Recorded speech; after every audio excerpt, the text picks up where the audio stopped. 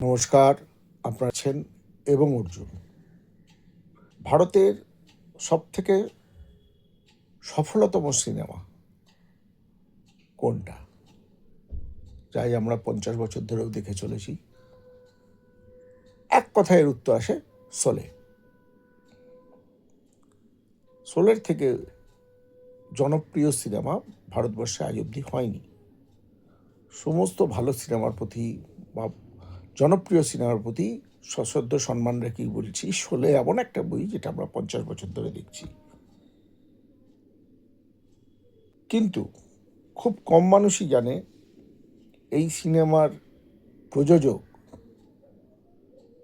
GP Sippy এবং পরিচালক রমেশ সিপ্পি দুজনেই কিন্তু সিন্ধি হিন্দু, অর্থাৎ সিন্ধু প্রদেশ থেকে আসা সিন্ধি হিন্দু পরিবারভুক্ত মানুষ। আজকের এপিসোড কিন্তু শোলে নিয়ে নয়, আজকের এপিসোড সিন্ধু প্রদেশের গুরুত্ব নিয়ে। কারণ কোনো কোনো সিনেমা একটি হারিয়ে যাওয়া সভ্যতার কণ্ঠস্বর হয়ে ওঠে। সিন্ধুর গুরুত্ব এবং ঐতিহাসিক অবস্থান। সিন্ধু প্রদেশ মানে শুধু বর্তমান পাকিস্তান নামক দেশটিকে একটি অঞ্চল নয়, এটি ভারতীয় উপমহাদেশের প্রাচীনতম সাংস্কৃতিক কেন্দ্র। 2600 সালে, খ্রিস্টপূর্ব 2600 সালে, মাফ করবেন, মহেঞ্জোদারো প্রমাণ করে দেয় এখানে সভ্যতা ছিল, শাসন ব্যবস্থা ছিল, আইন ছিল। আর এই সিন্ধু নদীর নাম থেকেই হিন্দু, হিন্দুস্থান, ইন্ডিয়া এই তিনটে পরিচয়ের জন্ম। রাজা দাহির তিনি ছিলেন 712 খ্রিস্টাব্দে শেষ হিন্দু শাসক।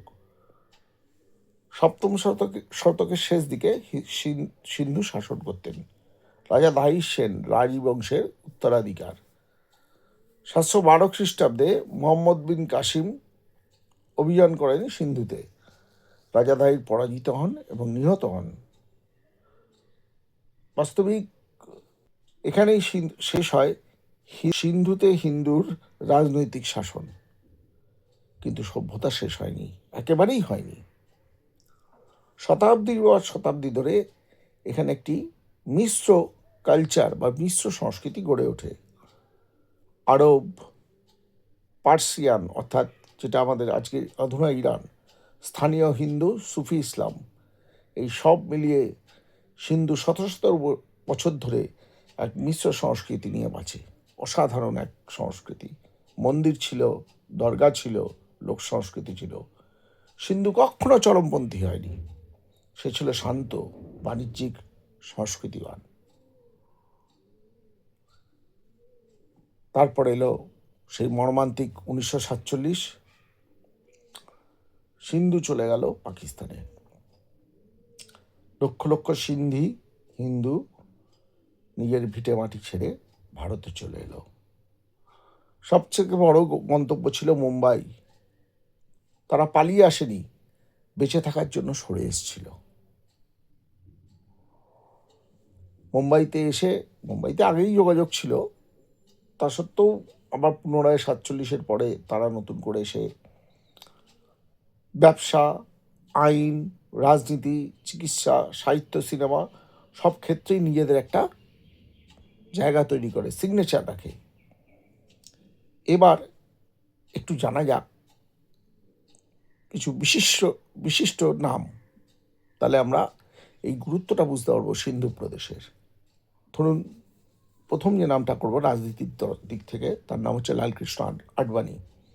ভারতের উপপ্রধানমন্ত্রী ছিলেন, দীর্ঘদিনের সাংসদ, আমরা সবাই জানি তাকে।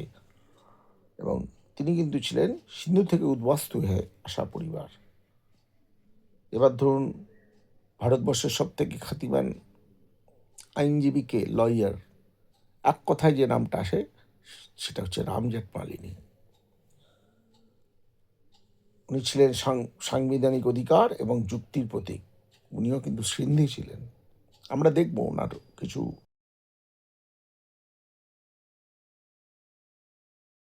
হিন্দুজা গ্রুপের মালিকানা হিন্দুজা পরিবারের, যারা সিন্ধু অঞ্চলের, অর্থাৎ বর্তমান পাকিস্তানের সিন্ধি হিন্দু সম্প্রদায়ের মধ্যে শিকড়ের অধিকারী এক বিশিষ্ট ভারতীয় কোটিপতি রাজবংশ।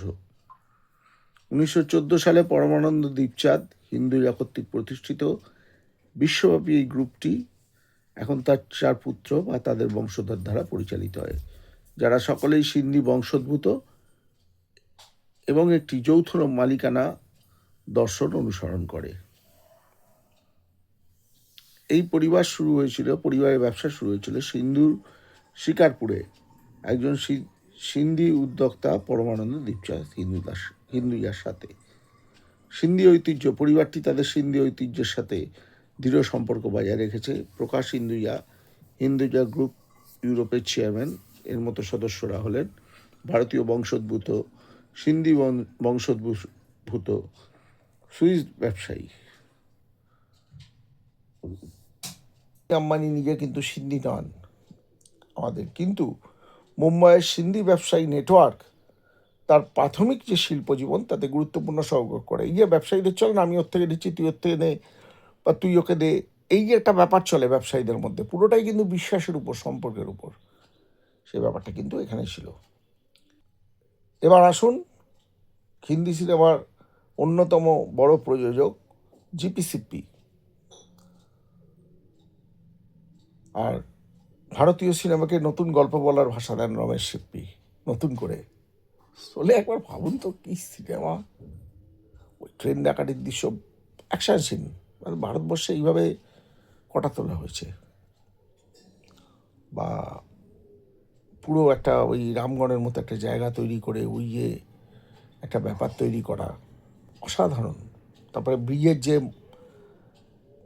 সিকোয়েন্স আছে, বন্দুক দিয়ে যে লড়াই করা, গুলির লড়াই, যেটা ব্রিগেডে মাথাও মাথায়, ভারতীয় সিনেমায় মানে একটা একদম নতুনত্ব। বিদেশি সিনেমাতেও এরকম ধরনের ফাইটিং সিকোয়েন্স খুব কম আছে, আর বাকি গল্প তার কাঠামো একদম অসাধারণ। আমাদের এই প্রযোজক এবং পরিচালক দুজনেই কিন্তু সিন্ধি হিন্দু এবং উদ্বাস্তু পরিবারের সন্তান। এই সিনেমা তৈরি হয়েছিল কিন্তু কোনো ক্ষোভ থেকে নয়, প্রতিশোধ থেকে নয়, বরং ন্যায়, বন্ধুত্ব, নৈতিকতার বিশ্বাস থেকে। এটাই কিন্তু সিন্ধি সভ্যতার ছাপ। একবার আমরা যদি ভালো করে দেখি, কাশ্মীর, বাংলাদেশ আর সিন্ধু, এই 3 জায়গাতেই কিন্তু শান্ত সংস্কৃতিবান মানুষ ধীরে ধীরে হারিয়ে গেছে। বড় দুঃখের ব্যাপার। এটা কোনো অভিযোগ নয়, এটা কিন্তু সত্য। কাশ্মীরি পণ্ডিত হারিয়ে গেছে। বাংলাদেশের শিক্ষিত যে একটা বিরাট বড় সম্প্রদায় ছিল, তারা কিন্তু ধীরে ধীরে খুব কমে এসছে সংখ্যা, একদমই তলানিতে এসে ঠেকেছে। এই যে সংস্কৃতিবান সিন্ধুর ক্ষেত্রেও তাই দেখতেই পাচ্ছেন, শুনতেই পাচ্ছেন। এটা একটা খুব বড়। কাশ্মীর আর বাংলাদেশ নিয়ে আমরা একদম আলোচনা করছি, সিন্ধুও কিন্তু আমাদের মাথায় রাখতে হবে বিরাট। আমরা যখন এইটাই ঢুকবো, সিন্ধুর কন্ট্রিবিউশন ভাবা যায় না ভারতীয় সংস্কৃতিতে। তা যে সভ্যতা নিজের মাটিতে টিকে থাকতে পারেনি, অন্য মাটিতে সোলে তৈরি করেছে। আমরা এই সিরিজে সিন্ধুকে চিনব নদী দিয়ে, মানুষ দিয়ে, সংস্কৃতি দিয়ে। কারণ সভ্যতা ধ্বংস হয় চিৎকারে না, নীরবতায়। আপনারা দেখতে থাকুন এবং অর্জুন।